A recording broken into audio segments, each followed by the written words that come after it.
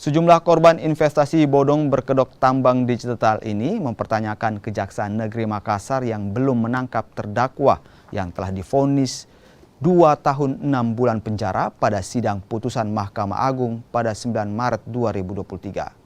Sementara itu, Kejaksaan Negeri Makassar telah berkoordinasi untuk melakukan penangkapan terhadap terdakwa dan telah diminta untuk menyerahkan diri.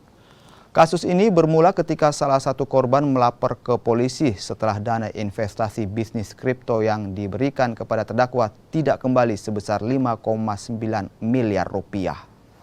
Kami mempertanyakan bagaimana sikap kejaksaan terhadap putusan Mahkamah Agung, yaitu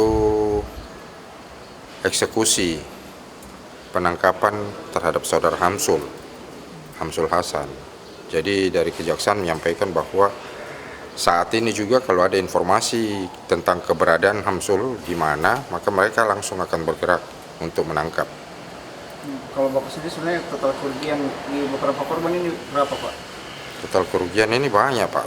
Total kerugian yang sebenarnya mungkin yang ada di antara kami saja sebagai yang masuk dalam laporan itu puluhan miliar. Dengan tindak pidana penjara selama 2 tahun dan 6 bulan. Kami sudah menyampaikan kepada rekan-rekan yang datang tadi bahwa sekarang Kejaksaan Negeri Makassar bidang PIDUM disupport oleh bidang intelijen sedang melakukan upaya pencarian terhadap terdakwa. Jadi kami melalui rekan-rekan media juga kami menghimbau kepada terdakwa apabila membaca atau mendengar berita ini bahwa untuk menyerahkan diri karena kami akan terus melakukan pencarian dan menghimbau kepada terdakwa untuk segera menyerahkan diri.